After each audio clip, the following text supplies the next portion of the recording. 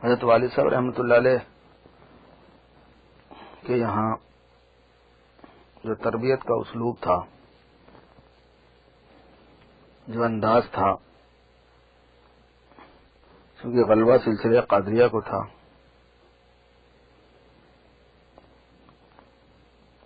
تو وہ علمی انداز میں تھا زیادہ. سلوک علمی کہتے ہیں اس کو. علم کے ذریعے سے اللہ تعالی کی طرف چلنا. عمل سے بھی چلنا ہوتا ہے، علم سے بھی چلنا ہوتا ہے.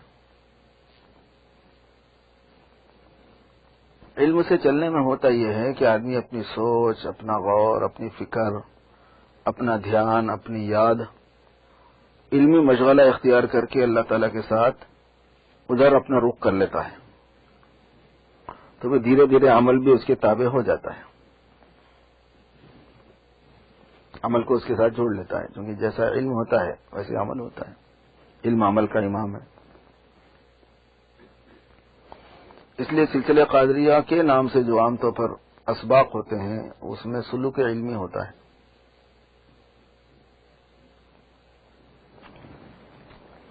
سلوک علمی کا مطلب یہ ہوتا ہے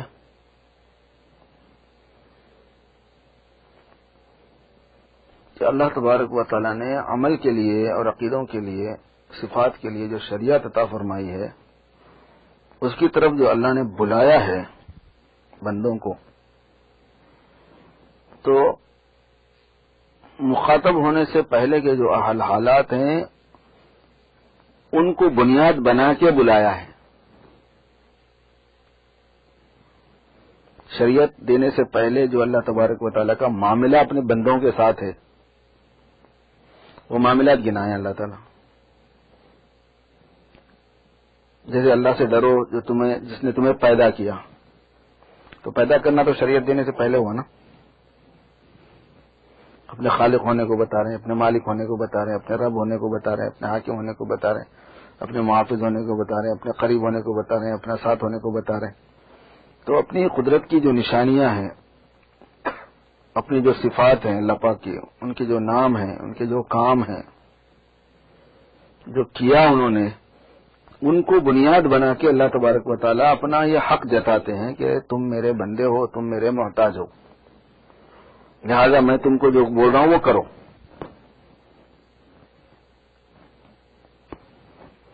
تو گویا ترتیب علمی میں یہ بات ہے کہ اللہ تبارک و تعالیٰ کے اور بندوں کے یعنی مخلوق کے ربط میں گھسنا، تعلق میں گھسنا، کہ خالق کا اپنے مخلوق کے ساتھ میں ربط کیسا ہے.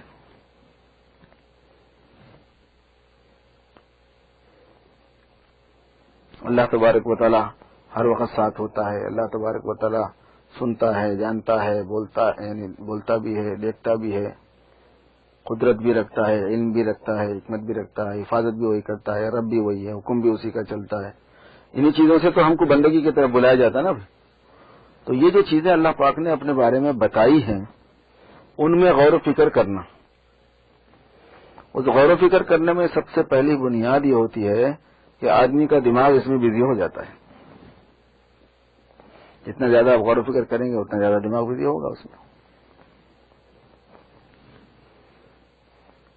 اور حدیث نفس جا کے حدیث قلب ہو جاتی ہے.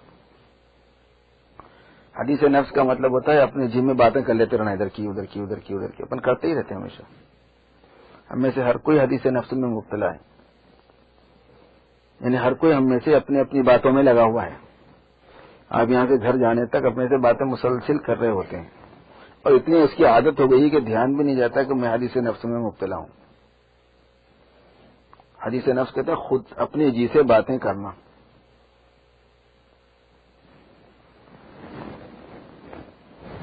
حدیث شریف میں آتا ہے کہ جو آدمی اچھی طرح وضو کرے اور 2 رکعت نماز پڑھے اور ان 2 رکعت کی نمازوں میں حدیث نفس نہ کرے، اپنے جی سے کوئی بات نہ کرے، جو دعا کرے گا قبول ہو جائے گی. اتنی عادت ہے اپنے کو کہ کوئی 2 رکعت نماز حدیث نفس سے خالی ہونا مشکل ہے. اپنے جی میں بات کرنے سے کرتے رہتے کرتے ہوئے نہیں ہوتا. یہ کیوں ہوتا ہے؟ یہ اس لیے ہوتا ہے کہ قلب کو حدیث میں نہیں لگایا. حدیث کہتے ہیں بات کو، دل کو باتوں میں نہیں لگایا. دل کی باتیں الگ ہیں. دل کے اندر دل کی خصوصیت توجہ اللہ ہے. اصل نفس کی خصوصیت غفلت عن اللہ ہے، دل کی خصوصیت توجہ اللہ ہے. اسی وجہ سے وہ دل کی غذا ہے. اسی لیے وہ دل کا ذکر ہے. فکر جو ہے وہ دل کا ذکر ہے. زبان کا ذکر زبانی ذکر ہے، اور فکر کرنا اور سوچنا یہ قلب کا ذکر ہے. اور فکر کرنا اور سوچنا یہ دماغ کا کام نہیں ہوتا، یہ دل کا کام ہے. سوجھ بوجھ، فکر، غور. افلا یتدبرون القرآن ام علی قلوب اقفالها، قرآن میں غور نہیں کرتے، ان کے دلوں پہ قفل ہے کیا؟ تو مطلب یہ کہ غور کا تعلق دل سے ہے، انہیں دل پہ قفل ہے. دماغ تو کھلا ہے نا، بول سکتے نا کوئی. قفل ہے کیا؟ کیا مطلب یہ کہ اگر قفل کھلا ہوا رہتا تو دل کام کرتا تھا، اور وہ غور و فکر ہے. ام لہم قلوب یفقہون بہا، مشرکین کے بتوں کے بارے میں اللہ نے فرمایا کہ کیا ان کو آنکھ ہے جس سے یہ دیکھتے ہیں یہ بت؟ کیا ان کے ہاتھ ہیں جس سے یہ پکڑتے ہیں؟ کیا ان کے دل ہیں جس سے یہ سمجھتے ہیں؟ تو سمجھ کا تعلق دل سے ہے. دماغ کیا کرتا ہے؟ دماغ وزیر ہے دل کا. دل کا حکم لے کے دماغ پلاننگ میں لگ جاتا ہے تو وہ اتنا قریبی ربط ہے کہ لگتا ہے وہ نہیں کرنا چاہتا. اصل یہ ہے کرنا. ادراک اور فہم دل کا تعلق ہے، دماغ کا نہیں. دماغ جو ہے نا وزیر ہے اس کا، پلاننگ کرنا ہے اس کا.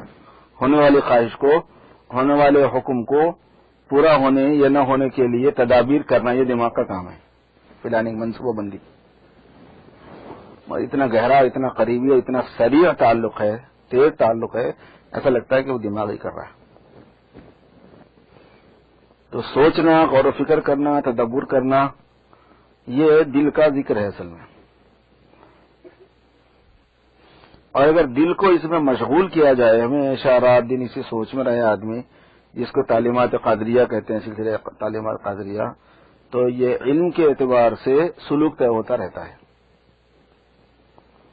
اور یہ وہ جگہ ہے جہاں سے آدمی خواطر پر کنٹرول کر سکتا ہے. سارے فساد کی جڑ جو ہے نا ہمارے خواطر ہیں. خواطر کا مطلب یہ ہوتا ہے کہ ہمارے بغیر ارادے کے جو واردات باتوں کی ہوتی رہتی ہے. خطرے سے ذکر ہے، ذکر سے فکر ہے، فکر سے ارادہ ہے. خطرہ کہتے ہیں وارد کو. آپ کے ارادے کے بغیر جو چیز دل پہ آئی وہ خطرہ ہے. خاطر قلب، غبار خاطر. علامہ اقبال. خاطر اسی وجہ سے دل کو ہی بولتے ہیں، چونکہ خطرے کی جگہ وہی ہوتا ہے. میرے خاطر میں یہ بات آئی. ایک خطرہ ڈر اور خوف کے معنی میں اور اندیشے کے معنی میں ہوتا ہے، وہ معنی میں نہیں بولی جا رہی یہاں پہ بات. خطرہ دل پر آنے والا خطاب، دل پر اترنے والا وارد. وارد میں نے اترنے والا. واردات قلبی ہے نا، میرے واردات قلبی ہیں، اس وجہ سے شاعری کر رہا ہوں. دل پہ یہ باتیں اتری.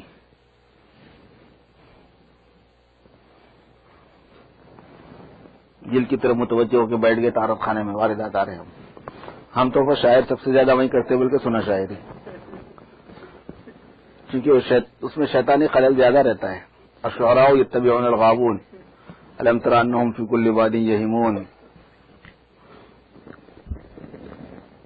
وجہ اس کی ہے کہ اس میں خیالات کی پرواز ہے، مبالغے کی پرواز ہے، تخیل ہے، سوچنا ہے، اڑانا ہے دماغ کو.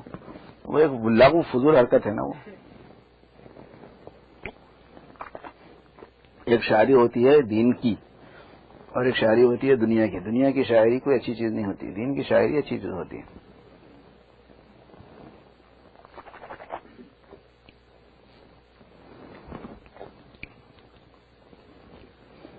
تو تو جو خواطر ہوتے ہیں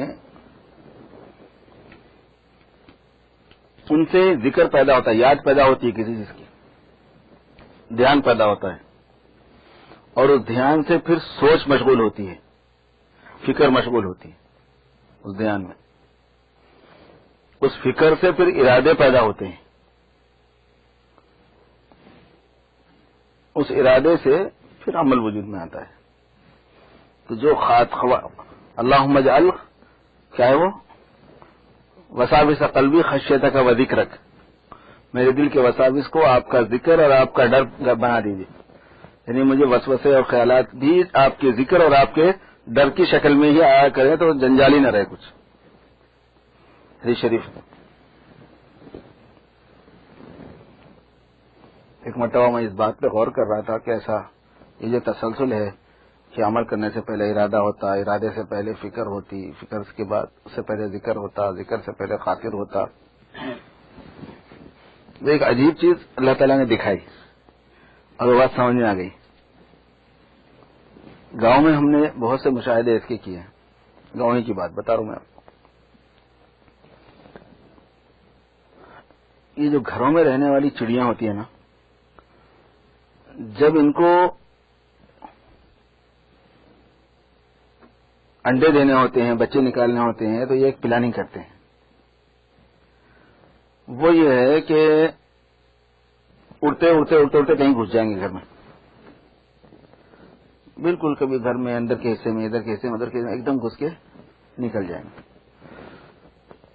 لیکن جس جگہ اس کو سمجھ میں آتا ہے کہ ہاں یہاں یہ بات ممکن ہے، پاسبل ہے کہ ٹھکانہ بنایا جا سکتا ہے، تو پھر وہ بار بار اس جگہ آتا جاتا، چھوڑا چھوڑی جو ہے وہ بار بار اس جگہ چکر کاٹتے ہیں،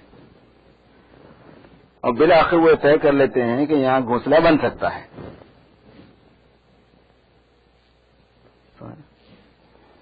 پھر وہ تین کے کاڑیاں لا کے، یہ وہ کچرا کوڑا جو کچھ ان کے پاس گھر بنانے کا سسٹم ہوتا ہے وہ لا کے جمع کرنا شروع کر دیتے ہیں۔ ہمارے ساتھ بھی سیم یہی قصہ ہوتا ہے، خواطر بھرے ہوئے ہیں کائنات میں، وہ ادھر ادھر گھومتے گھماتے ہمارے دل پہ بھی گھس جاتے ہیں۔ اس کے بعد اچانک اس کو ایک خیال آتا ہے کہ ارے یہ جگہ ہے بول کے، خانہ خالدہ دیو میں گرت، آنا جانا شروع کر دیتا۔ اسی آنے جانے کا نام ذکر ہے اصل میں۔ تو اس بار بار کی آمد رفت کے بعد میں طبیعت ادھر متوجہ ہونا شروع ہو جاتی ہے، اس کا نام فکر ہے۔ طبیعت کے اس کی طرف متوجہ ہونے کے بعد میں آدمی کا ارادہ متردد غیر متردد رہتا ہے۔ متردد ارادہ جب اس کی طرف مائل ہوتا ہے، لیکن تردد میں ابھی ہوتا ہے تو تردد میں ہم ہوتا ہے، وَلَقَدْ هَمَّتْ بِهِ وَهَمَّ بِهَا لَوْلَا أَن رَأَىٰ بُرْهَانَ رَبِّهِ، کروں پھر اس کے بعد میں طبیعت راجح ہو جاتی ہے، رجحان پیدا ہو جاتا ہے کہ کرنا ہی کرنا ہے، وہ عزم ہوتا ہے۔ پھر اس کے ساتھ دماغ جو ہے نا پلاننگ دیتا ہے کہ اگر آپ کو یہ چیز چاہیے ہی تو یہ کرنا پڑے گا، آپ کو ایم ایس بھیج دینا پڑے گا، پھر لکھ کے کرنا پڑے گا، فون ڈائل کرنا پڑے گا، فون کا پتہ اٹھانا پڑے گا، فون نمبر معلوم کرنا پڑے گا، ادھر جانا پڑے گا، گھر کے چکر کاٹنا پڑے گا، کچھ بھی جو بھی ہے بہرحال قصہ، اس کے بعد کی کہانی جو بھی ہے۔ تو خاطر سے ذکر ہے، ذکر سے فکر ہے، فکر سے ہم ہے، ہم سے عزم ہے، عزم اور ارادہ ایک ہی ہوتا ہے۔ بعض لوگ عزم اور نیت میں فرق کرتے ہیں، بعض لوگ نہیں کرتے ہیں۔ جو مقرون بالعمل ہوتا ہے اس کو نیت کہتے ہیں۔ سر نیت مقترن بالعمل ہوتی ہے۔ تمنا جو ہے اس ہم کا نام ہے جو مقترن بالعمل نہیں ہوتی۔ خواہش ہے کسی چیز کی لیکن عمل سے جوڑ میں پیدا ہو رہا ہے تو ابھی خواہش کے درجے میں ہی ہے وہ چیز، عمل کے ساتھ میں جوڑ پیدا کر دیا گیا ہے اس کا، تو پھر آدمی نیت کر چکا ہے اس کا۔ سفر کرنے کو سوچے ہوئے تو شریعت آپ کے سوچ لینے پہ آپ کے مسافر ہونے کا حکم نہیں لگاتی، طے کر لیے ہیں تو بھی آپ کے مسافر ہونے کا حکم نہیں لگاتی، ٹکٹ خرید لیے ہیں تو بھی آپ کے مسافر ہونے کا حکم نہیں لگاتی، چلنا شروع کر دیے تو مسافر ہونے کا حکم لگاتی ہے. نیت مقترن بالعمل ہو تو وہ معتبر ہے. تو سلسلہ قادریہ میں یہ بات ہے جس کے ہم لوگ سب فرزند ہیں، اس سلسلے میں منسلک ہیں، مرد بھی عورتیں بھی. غلبہ ہے حضرت والد صاحب رحمۃ اللہ علیہ کے تاریخ میں سلسلہ قادریہ کو، اس میں سلوک علمی ہے، بڑا عجیب ہے.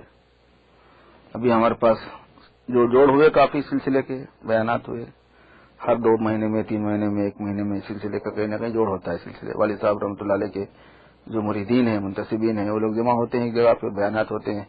اہل سلسلہ میں جو مجازین ہیں، زیادہ تر تو صاحبزادگان صوفی صاحب کے جو بیٹے ہیں تقریباً سبھی خلفاء ہیں، تو وہ لوگ ہوتے ہیں، وہ بیانات کرتے ہیں. ان کے دوسرے خلفاء بھی بیانات کرتے ہیں. جو بڑے بڑے خلفاء تھے ان کا تو انتقال ہو گیا. جو حضرت کی صحبت میں بہت رہے، بہت استفادہ کیا، وہ سب وصال کر گئے.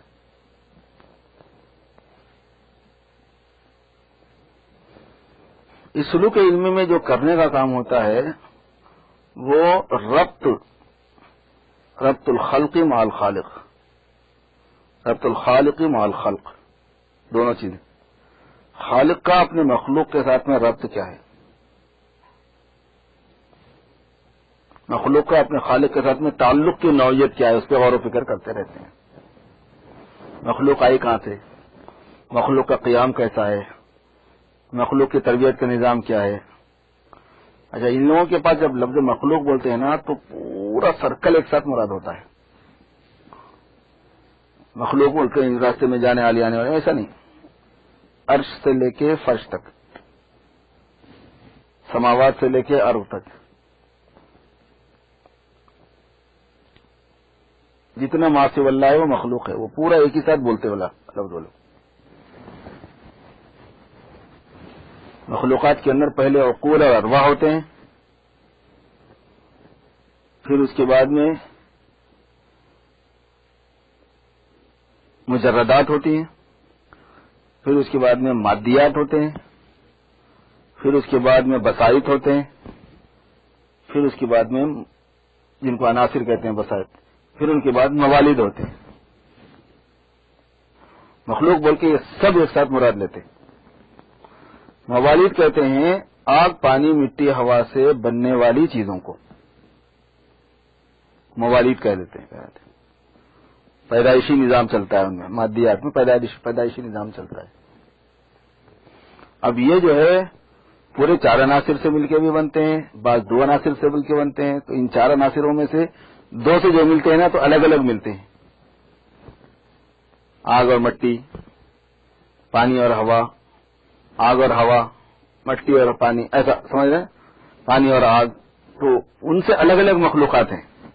تو موالد جو ہے نا پورے 4 کے مرکبات بھی ہوتے ہیں اور 4 سے ہٹ کے جزوی مرکبات بھی ہوتے ہیں. اب جیسے دھواں ہے، دھوئیں میں 4 چیزیں نہیں ہوتی، اسی لیے تو وہ دھواں ہے. آگ پانی مٹی ہوا 4 چیزیں نہیں ہوتی اس میں. 4 چیزوں سے مرکب ہو کے جمادات، نباتات، حیوانات ہوتے ہیں. عناصر اربعہ سے 4 آگ پانی مٹی ہوا کے جو 4 خزانے ہیں ان سے مل کر جو چیز بنتی ہے اس میں جمادات، نباتات، حیوانات. جمادات پتھروں کی قیلین کی چیزیں جتنی بھی ہیں جمادات کہلاتی ہیں.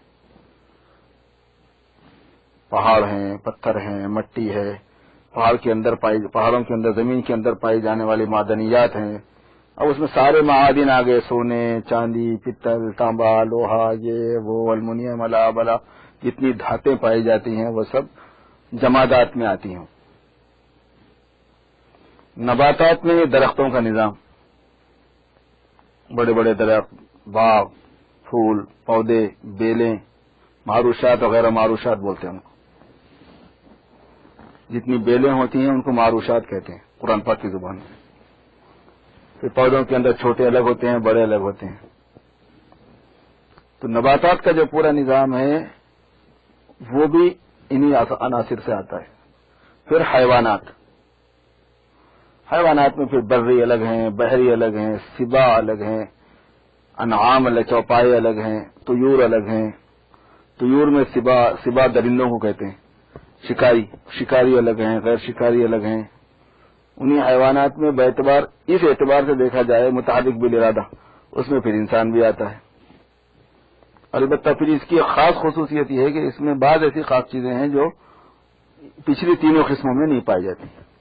نطق ہے، تعقل ہے، فکر ہے، یہ ان لوگوں میں نہیں پایا جاتا، یہ انسان ہے۔ اسی لیے نباتات، جمادات، حیوانات، بعض لوگ حیوانات بول کے خاموش ہو جاتے ہیں، بعض لوگ حیوانات کے بعد انسان بولتے ہیں، اس کو ایک مستقل الگ قسم شمار کرتے ہیں۔ جنات کو اس میں شامل نہیں کرتے، بادلوں کو شامل نہیں کرتے، بجلی کو شامل نہیں کرتے، برق وغیرہ جو ہوتی ہے نا، ان چیزوں کو شامل نہیں کرتے ان عناصر کے اندر، کیونکہ یہ چاروں سے مل کے نہیں بنتی وہ چیزیں، تھوڑے تھوڑے سے ادھورے ادھورے ہوتے ہیں، اس وجہ سے ان کی قسم الگ ہو جاتی ہے۔ ان کو موالید کہتے ہیں۔ ان سے اوپر عناصر ہوتے ہیں، الگ الگ چار چیزیں، آگ کا خزانہ پورا پھیلا ہوا کائنات میں، مٹی کا خزانہ، پانی کا خزانہ، ہوا کا خزانہ، یہ عناصر ہیں، اور یہ چاروں کے چاروں مادی ہیں، تو ان سے بنی ہوئی چیزیں تو مادی رہیں گی کیسا بھی، تو یہ بسائط کہلاتے ہیں۔ بسیط کہتے ہیں وہ جو ایک ہی ہے، بس مرکب بولے تو جو دو سے مل رہے، ان سے اوپر مجردات ہوتے ہیں، مجردات جن کے پاس مادہ نہیں ہوتا، مجرد عن المادہ، مادے سے جو خالی ہے۔ مجردات کی بے حساب قسمیں، اللہ ہی کو معلوم ہے کہ کتنی قسمیں انہوں نے مجردات کی بنائی ہوئی، موٹی موٹی چیزیں جن کو بہت مرتبہ بولا جاتا ہے، سنا جاتا ہے، سمجھا جاتا ہے، روحیں ہیں، ملائک ہیں، عقلیں ہیں، عقول ہیں، ارواح ہیں، ملائک ہیں، یہ مخلوقات ہیں اللہ پاک کے۔ اللہ نے عقل کو پیدا کیا، روح کو اللہ نے پیدا کیا ہے، ملک کو اللہ نے پیدا کیا ہے۔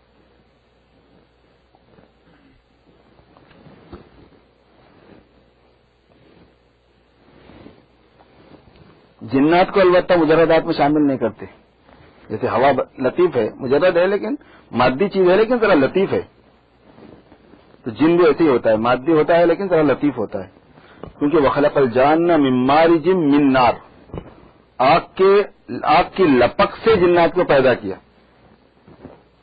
من مارج من نار، آگ کی لپک سے، آگ سے نہیں بن گئے وہ پورے، بلکہ آگ کے اندر جو بھڑک اور شعلہ ہوتا ہے، اور اسی وجہ سے اس میں تھوڑا سا دھواں ہوتا ہے، اس لپک میں ہلکا سا دخان کی آمیزش ہوتی ہے، دھوئیں کی آمیزش ہوتی ہے، اسی لیے جنات میں تھوڑا سا دھواں پنا پایا جاتا ہے یا ہوا پنا پایا جاتا ہے۔ ان کی بہت سی قسمیں ہیں جنات کی، کئی چیزوں سے بنتے ہیں وہ۔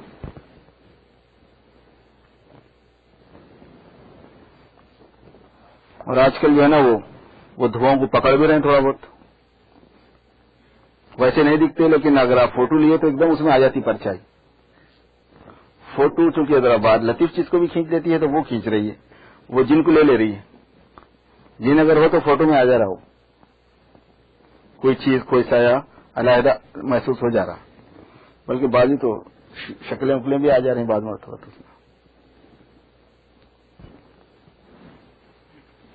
تو ان مجردات کے اندر پھر اللہ تبارک و تعالیٰ کو معلوم ہے کہ اور کیا کیا ہیں مجردات، تو چاہے مادیات تو پھر اس میں علویات اور سفلیات، اوپر کے اور نیچے کے، زمین سے متعلق ہیں یا آسمانوں سے متعلق ہیں، کہکشائیں ہیں، ستارے ہیں، کواکب ہیں، ثوابت ہیں، وغیرہ وغیرہ وغیرہ۔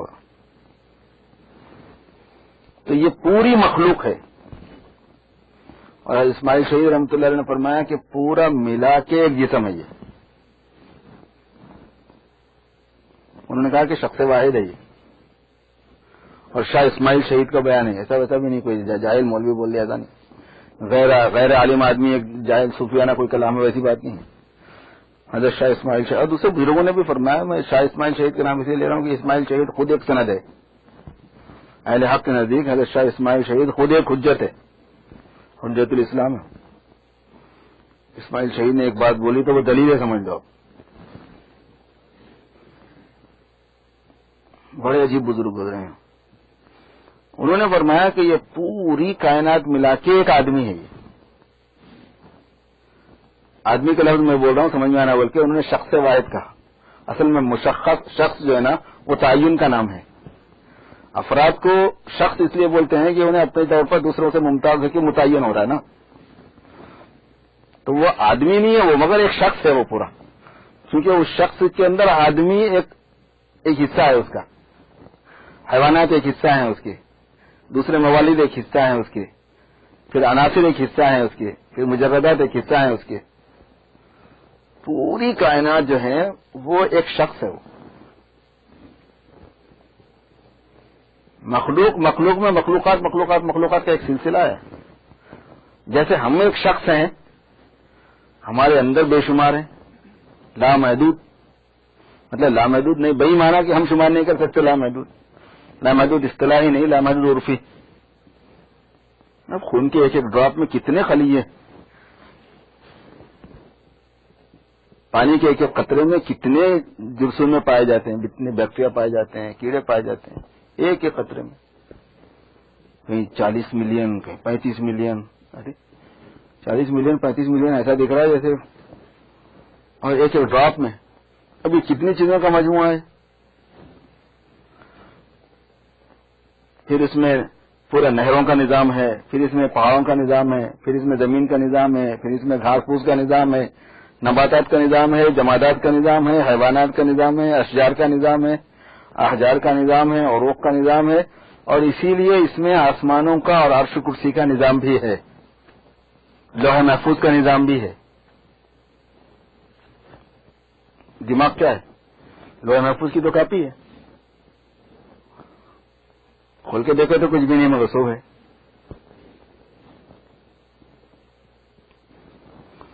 پورا آسمانوں کا نظام بھی ہے، زمین کا نظام بھی ہے. جیسے یہ ایک شخص ہے، اس کے اندر پوری کائنات سمیٹی ہوئی ہے. اس میں جتنا رگوں کا جو نظام ہے وہ سارا کا سارا ندیوں نالوں کا اور نہروں کا نظام ہے. لیکس ہیں، بڑی لیکس ہیں، چھوٹی لیکس ہیں، یہ ہیں وہ ہیں. مختلف قسم کے کونوں پہ ہڈیاں جو اونچی ابھری ہوئی ہیں، گھٹنے کی ہڈی، تخنے کی ہڈی، کونی کی ہڈی، یہ پہاڑ بنے ہوئے ہیں، بہت سے پہاڑوں کا نظام ہے. حیوانات کا تو کچھ حد و حساب ہی نہیں ہے. برجوں کا نظام ہے، فلاں مطلب یہ کان، ناک اور آنکھ سماوی. اسی لیے اپنے سر کا جو حصہ ہے نا اس کا تعلق آسمان سے ہے زیادہ.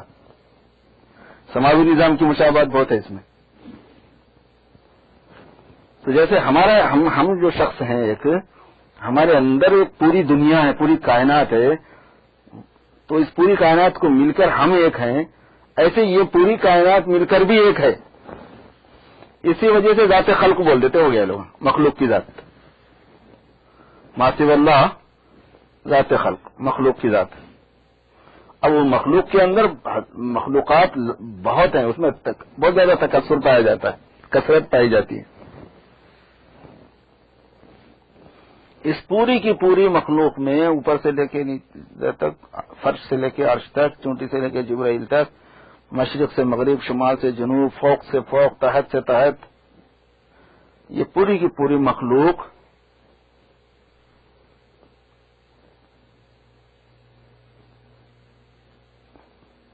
معلوم الہی ہے. مخلوق ہونے سے پہلے معلوم ہے. معلوم کا مطلب اللہ پاک کے علم میں ہے.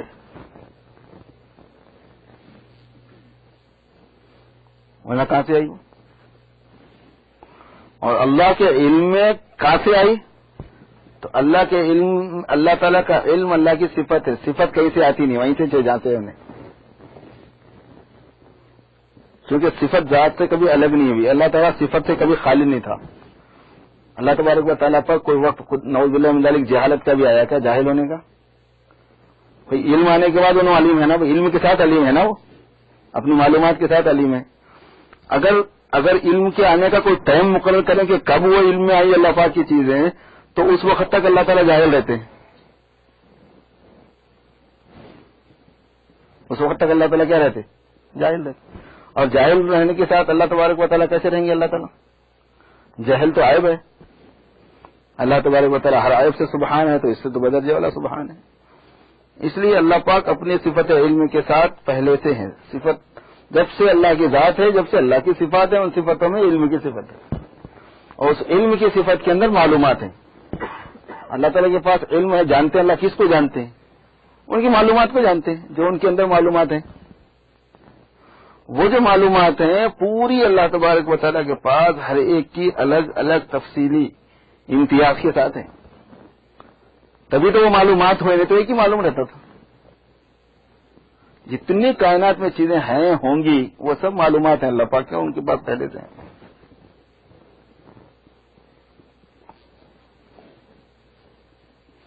تو اب انہوں نے اپنے معلومات کو مخلوقات کیسے بنایا؟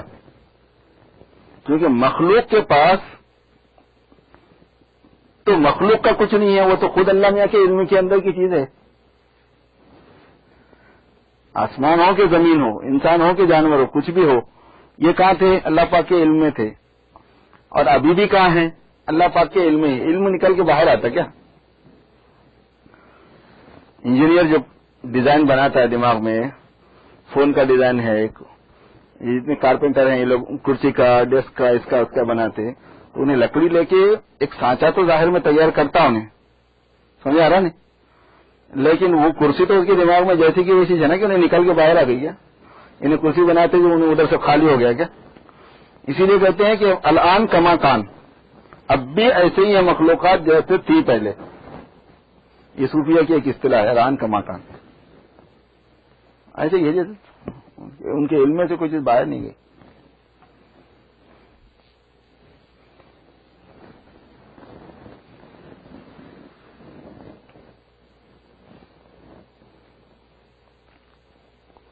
تو ایک درجہ تھوڑا سا اس کو بڑے لیول پہ پکڑنے کا ہے، جس کی طرف میرا ذہن جا رہا تھا سنانے کا، مگر وہ میں نہیں سناؤں گا کیونکہ وہ ذرا اس کو بہت مرتبہ سننا پڑتا بار بار دھیرے دھیرے سے لائن سے، تو جب ذہن اس کو کیچ کرتا ہے.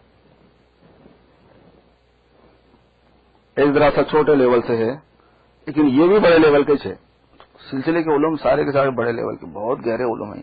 بڑا دماغ چاہیے، انتہائی کانسنٹریشن، بڑی یکسوئی کے ساتھ، مراقبوں کے ساتھ، ذکر کے ساتھ، روح کی تیزی کے ساتھ جب آدمی توجہ کرتا ہے، صرف ہمت کرتا ہے، تو تھوڑا تھوڑا پکڑ میں آتی چیز. تو اب اپنے کو جو غور کرنا ہے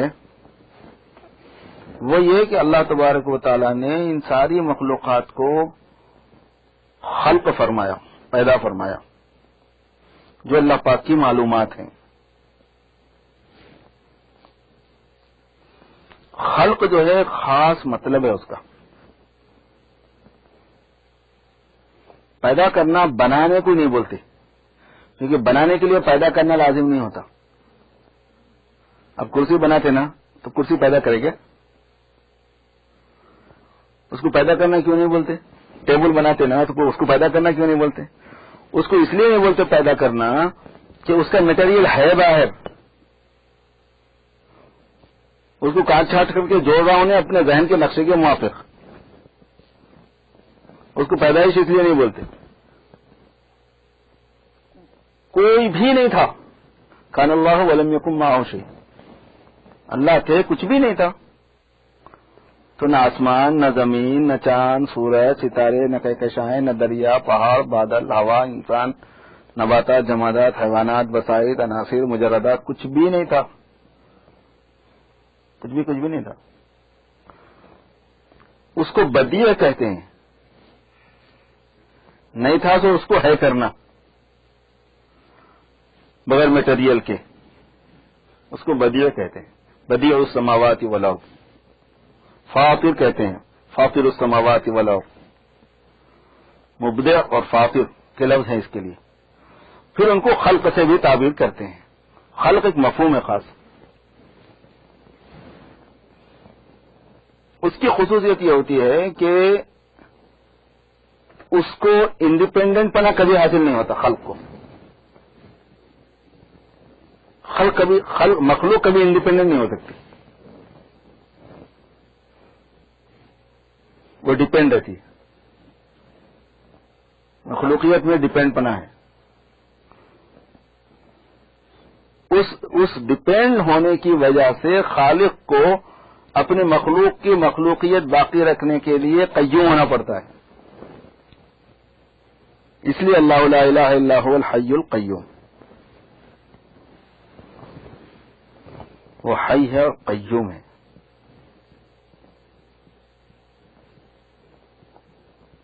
تو مخلوق اپنے خالق کے ساتھ قائم ہے، اس کے بغیر رہ نہیں سکتی. پوری مخلوق نہیں، مخلوق میں کہ ہر چیز. اب اپنے اندر ایک مخلوق تھوڑی ہے، کوئی کروڑ مخلوقات ہیں ہمارے اندر خالی. ہماری آنکھ، ہماری زبان، ہمارا کان، ہمارا سر، ہمارا سینہ، ظاہری آرگنس، باطنی آرگنس، کھال ہے، خون ہے، گوشت ہے، پوست ہے، ہڈی ہے، رگ ہے، پٹے ہیں، یہ ہیں وہ ہیں، کلیجہ ہے، گردہ ہے، دل ہے، پھیپڑا ہے، پتا ہے، یہ ہے وہ ہے. پوری دنیا بھر کی ایک مہری کائنات ہے پوری بھری ہوئی. پھر اس کا ایک ظاہر ہے، پھر اس کا ایک باطن ہے، پھر اس کا ایک اول ہے، پھر اس کا ایک آخر ہے. تو یہ ہے سلسلہ غور و فکر کا. اب ایسا سوچتے رہنا ایک چیز کے لیے، اب یہ ہے تکیہ سامنے رکھا ہوا ہے، اس کے بارے میں اللہ تبارک و تعالیٰ کی نشانی اس کو بنا کے، کیونکہ یہ نشانی ہے، قرآن پاک میں ہے کہ یہ نشانی ہے، حدیث میں ہے کہ یہ نشانی ہے. پوری عالم پورا نشانی ہے. عالم کو عالم بولتے ہیں اس لیے کہ وہ نشانی ہے. تو وہ ہے کہ اس کی یاد کرنے کے لیے اللہ کی یاد، اس کو ذریعہ بنانا اللہ کی یاد کا، اور اس میں اللہ تبارک و تعالیٰ کی قدرت کو، ربوبیت کو، خلق کو، ان کی مصوریت کو، سب چیزوں، ان کے علم کو، ان کی حکمت کو سوچنا ہوتا ہے. اچھا، اس کے ڈیپتھ میں جب جاتے ہیں نا تو بڑی عجیب عجیب کیفیتیں ہوتی ہیں. اس کی گہرائی میں بڑی عجیب کیفیت ہے. عادت الگ ہو گئی، حقیقت الگ ہے. ہم لوگوں کو عادت الگ ہو گئی، حقیقت الگ ہے. عادت الگ ہے، حقیقت الگ ہے. کیا مطلب معلوم؟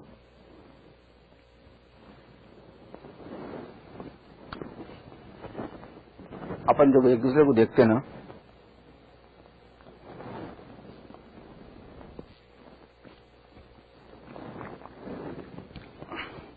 عادت یہ ہو گئی ہے کہ ہم ہر ایک کو دیکھتے ہیں.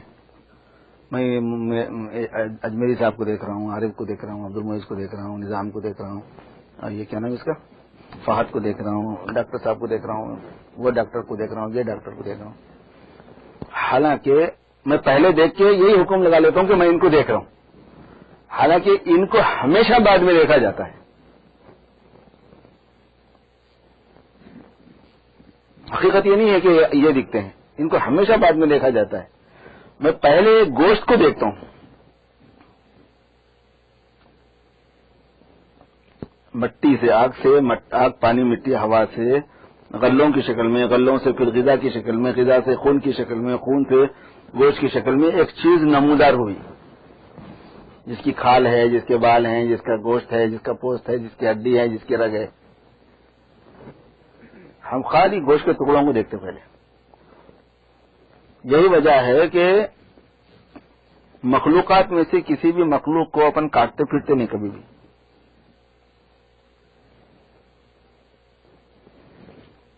جتنے ہم بیٹھے ہوئے ہیں نا یہاں، اور ہمارے ساتھ جتنی چیزیں ہیں اس وقت، فرش ہے، عرش ہے، لیٹیں ہیں، تکیے ہیں، یہ ہیں وہ ہیں، یہ سب چیزیں، یہ سب کی سب مفہومات ہیں خاص.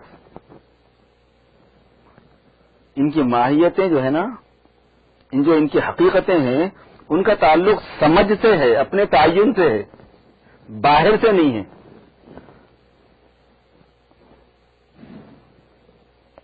اب مثلا اعجاز صاحب ہیں، یہ کوئی ختم کرنے کی چیز نہیں ہوتی، یہ سمجھنے کی چیز رہتی خالی. ان کو کاٹیں گے نا تو گوشت کٹے گا، انہوں تھوڑی کٹیں گے.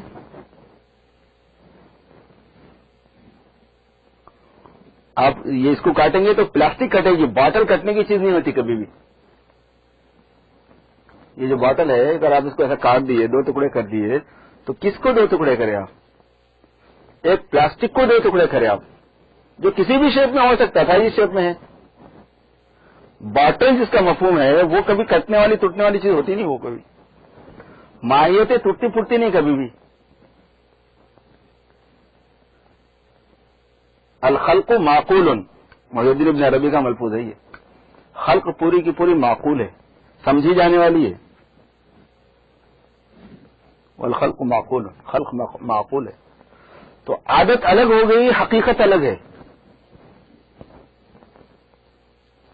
حقیقت کچھ اور دیکھتے ہیں ہم، پھر اس حقیقت سے ایک امتیاز نمایاں ہوتا ہے، اس امتیاز کا نام اس امتیاز کا درک ادراک کر لینے کی وجہ سے ہم ہمیشہ اس امتیاز کے ساتھ دیکھ کے حکم لگا دیتے ہیں. ورنہ ہم دیکھ رہے ہیں ایک ایسی چیز کو کہ جو بہت سے غذاؤں کے مجموعے سے جو بہت سا گوشت الگ الگ شکلوں میں تیار ہو گیا، ہم اس کے افراد دیکھ رہے ہیں. پھر وہ گوشت بھی جو ہم گوشت کی شکل میں دیکھتے ہیں نا، وہ گوشت نہیں ہوتا، انہیں بہت سی چیزوں کے جمع ہونے کی وجہ سے گوشت دکھ رہا ہے. آپ اس کو الگ کر دیے تو پھر وہ ترکاریوں میں، روٹیوں میں، اس میں دالوں میں، اس میں بڑھ جاتا ہے. پھر وہ بھی جو الگ دکھتا ہے وہ اس شکل میں دکھ رہا ہے اپنے کو، وہ نہیں ہوتا. وہ اس کے اور پیچھے گئے تو پھر وہ زمین کے اندر کی شکل میں ہے، اس کے اور پیچھے گئے تو پھر وہ بالکل بقائد کی شکل میں آ جاتا. آگ میں چلے جاتی، پانی میں چلے جاتا، مٹی میں چلے جاتی، ہوا میں چلے جاتی. اس سے آگے گئے تو مجردات میں ہو، مجردات سے پھر مادیات پیدا ہوتے ہیں.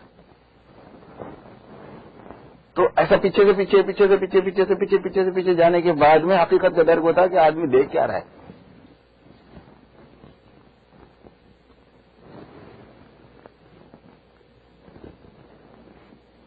تو جیسے ہم دیکھتے ایک ہیں، عادت حکم لگانے کے اعتبار سے ہماری ذہنی ایسا بن گیا، کثرت ممارست سے، بار بار کے تجربے سے، بار بار بولنے سے، بار بار سوچنے سے، دھیان ایک طرف کرنے کی وجہ سے، اور جو چیز اصل ہم دیکھتے ہیں ہمیشہ اس کو کبھی ہم دیکھتے ہی نہیں، یعنی اس کی طرف دھیان ہی نہیں جاتا، غفلت ہو جاتی ہے. تو جیسے اس میں غفلت ہوتی ہے، ایسے ہی اس سے آگے مخلوق کے اندر جو ہے، مخلوقات کے اندر غور و فکر کرنے سے پتہ چلتا ہے کہ مخلوق پہلے دکھتی چ نہیں. مخلوق کو کوئی دکھاتا ہے تو وہ دکھتی ہے، کوئی چیز مخلوق کو ظاہر کر رہی ہے. وہ کیا چیز ہے جو مخلوق کو دکھا رہی ہے؟ وہ ہے اصل چیز. تو یہ صوفیہ مشق کر کے پیچھے جاتے جاتے صحیح ترتیب پہ آتے، پھر عادت چھوڑ کے. اب وہ عادت چھوڑ کے یہ عادت بنانے والی بات ہے نا بھائی. تو وہ عادت چھوڑ کے، چونکہ اللہ وہ نور السماوات والارض، اللہ آسمان و زمین کا نور ہے. اور نور کی تعریف یہ ہے کہ وہ خود ظاہر ہو کے دوسرے کو ظاہر کر رہا ہے. ظاہر لعینہ مظہر لغیرہ، اپنی ذات سے ظاہر ہو کے دوسرے کو ظاہر کر رہا ہے. اللہ تبارک و تعالی اپنے نور کو ظاہر فرما کر اپنی معلومات کو ظاہر کر رہے ہیں، اپنی معلومات کو اپنے نور سے ظاہر کر رہے ہیں پوری مخلوقات کے اندر. تو تھوڑا آپ خلق کے مطلب کو تھوڑا پکڑتے ہیں، ہلکا سا. اچھا ٹچ ہوتا ہوں خالی، کیونکہ ابھی بہت اندر بہت ہے ابھی. ارے خلق بولے تو یہ ہے، بولے پیدا کرنا بولے تو ایسا ہے.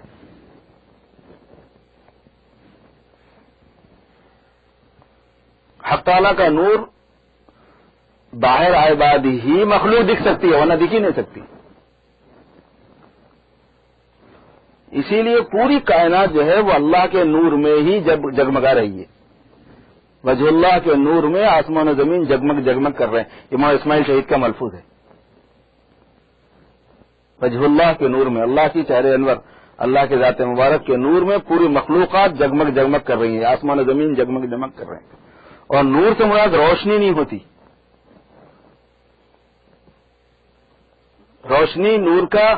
روشنی بھی نور سے ظاہر ہے اور اندھیرا بھی نور سے ظاہر ہے. اللہ تعالیٰ نے اپنے نور سے رات کو بھی ظاہر کیا ہے، اپنے نور سے دن کو بھی ظاہر کیا ہے. اللہ نے اپنے نور سے انوارات ظاہر کیے ہیں، اپنے نور سے ظلمات ظاہر کیے ہیں. وجعل الظلمات والنور. اظہار جس میں پایا جائے وہ ہے، جس چیز سے ظاہر ہو رہی چیز وہ نور ہوتا ہے.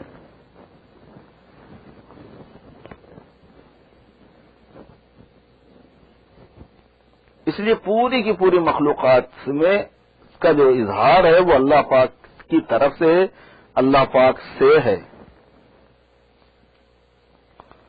اس سے اندازہ لگائیے کہ وہ کتنے بڑے ہیں.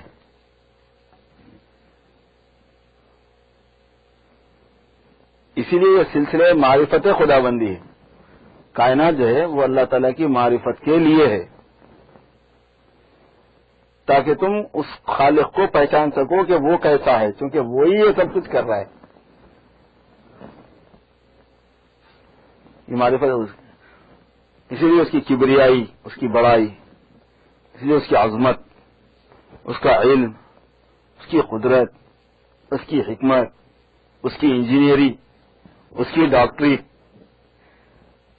کتنا بڑا انجینئر ہے. سارے انجینئروں کو دماغ اسی نے دیا ہے. خود اس کی ہر بات میں کتنی انجینئرنگ ہے، کیسی ڈیزائننگ ہے، کیسی ترتیب ہے. بس حیرت ہی حیرت ہے، حیرت ہی حیرت ہے. اللہ پاک کا معاملہ ایسا ہے کہ جتنا آدمی ڈوبتا چلا جاتا ہے اس میں، اتنا پھر وہ اللہ پاک کھولتے بھی چلے جاتے ہیں. اور وہ یکسوئی پر موقوف ہے، اللہ تعالیٰ کے دھیان پر موقوف ہے، اللہ کی محبوبیت پر موقوف ہے، اللہ کے پسند کرنے پر موقوف ہے کہ وہ بھی چاہنے لگے کہ یہ میرا ہے، میری طرف آ رہا ہے، کھولو اس پہ.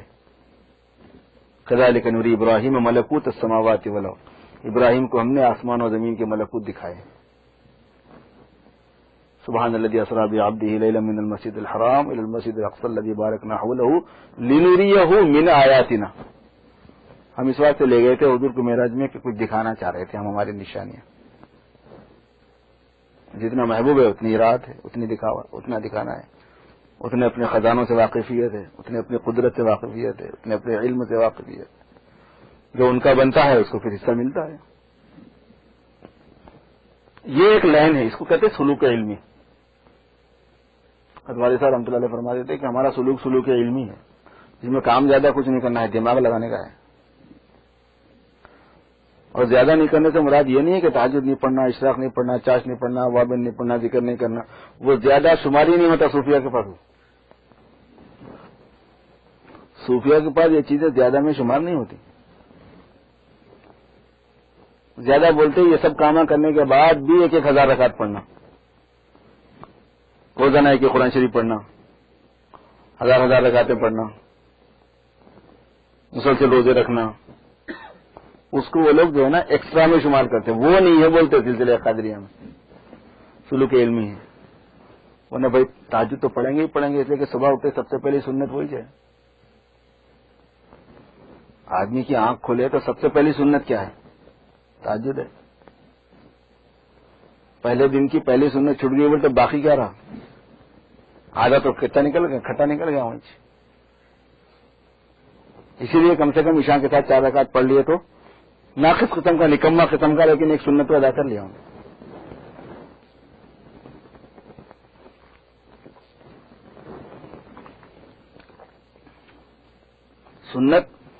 سنت ہی سے پھر یہ نہیں کرا سنت چھوٹ گئی. اسی لیے اس کو فرض نہیں بنایا گیا، کیونکہ فرض بنائے تو پھر انہیں درجہ محبوبیت سے بالکل ہی گر جاتا ہے. پوری طرح نہیں گرنا بلکہ اس کو سنت بنا ہے، مگر گرتا تو ہے انہیں. پہلی سنت ہے وہ زندگی دنیا کی، آنکھ کھلنے کے بعد دوبارہ جینے کے بعد میں پہلے کام ہے وہ. تو نمازیں ہیں، نفل نمازیں ہیں، قرآن پاک کی تلاوت ہے، ذکر ہے، یہ سب کے بعد اصل یہ دماغ پورا اس میں رہنے کا ہے، ذکر کے ساتھ، دھیان کے ساتھ، استغراق. تو اس میں جتنا آدمی ڈیپ میں جاتا ہے اللہ پاک کی طرف سے اتنا علوم بھی کھلتے ہیں، اور اتنا اللہ تعالیٰ کا قرب بندے کے ساتھ میں یہ کھلنا شروع ہو جاتا ہے. خالق اور مخلوق کے درمیان میں ربط. اور مخلوق بمانا پوری مخلوق بمانا میں کتنا محتاج ہوں اللہ کا، کتنا ڈیپینڈ ہوں اللہ پر، کتنی مہربانی ہے اللہ کی میرے ساتھ، کتنی نوازشات ہیں ان کی، کتنے افضال اور انعامات ہیں ان کے، اور کیا دریا انہوں نے بہایا ہوا ہے میرے اوپر سخاوت کا، اور کیسی نعمتوں کے دونوں ہاتھ کھولے ہوئے میرے اوپر. یہ کھلنا شروع ہو جاتا ہے. بھوک میں، پیاس میں، فقر میں، تنگی میں، بیماریوں میں، دونوں ہاتھوں سے اللہ تبارک و تعالیٰ اپنی نعمتیں اس وقت سے لٹا رہا ہے جس وقت سے کہ اس نے مخلوق کو شروع کیا ہے. اور حدیث میں آتا ہے کہ رات کا آنا اور دن کا جانا، اور دن کا آنا اور رات کا جانا اللہ تبارک و تعالیٰ کی اس سخاوت کو کم نہیں کرتا. لا تغیضھا کیا ہے وہ سحاء اللیل والنہار ہے نا، کم نہیں کرتا اس کو. اڑے لے جا رہے ہیں، کھول دیا ہے دہانا انہیں. فیضان نعمتوں کا. تو پھر جس بندگی کی دعوت دی جاتی ہے اس کے بعد اتقوا ربکم اعبدوا ربکم، یا ایھا الناس اعبدوا ربکم الذی خلقکم من نفس واحدہ. اس بندگی کے لیے ہمت اور جرأت، ارادہ، آمادگی، پھر اس کے ساتھ چلنے کا نظام ہوتا ہے. اور یہ خود بھی ان کی طرف چلنا ہی ہوتا ہے، بندگی سے بھی چلنا ہی ہوتا ہے، اس کے لیے بھی آمادگی آ جاتی ہے. پھر یہ سوچ اور فکر، یہ غور و فکر اور یہ سوچ تھوڑی دیر کی 70 سال کی عبادت سے افضل ہے. حضرت ابن عباس رضی اللہ تعالیٰ عنہ نے فرمایا کہ تھوڑی دیر اللہ پاک کی نشانی میں غور و فکر کرنا 70 سال کی نفل عبادت سے افضل ہے. کیونکہ اس سے جو ہے نا دنیا میں آنے کا جو مقصد ہے، کائنات کو پھیلانے کا جو مقصد ہے وہ پورا ہو رہا ہے. اسی لیے تو اتارے ہیں، اسی لیے تو بھیجا گیا ہے. کیونکہ پھر وہ بندگی پہ لائے گی کیسا بھی وہ چیز. تو معتبر وہی ہے جو لائے بندگی پہ. خالی سوچ کے بیٹھنا معتبر نہیں ہے. بقدر ہمت، بقدر طاقت، بقدر وسعت اس کو لے آئے، اس کو جھکا دے، وہ معتبر ہے. شام کے بعد کی مجلس ہے نا، اس واسطے لمبی ہو جا رہی. تم لوگ بھی بہت زمانے کے بعد بیٹھے نا، کرنا کیا ہے.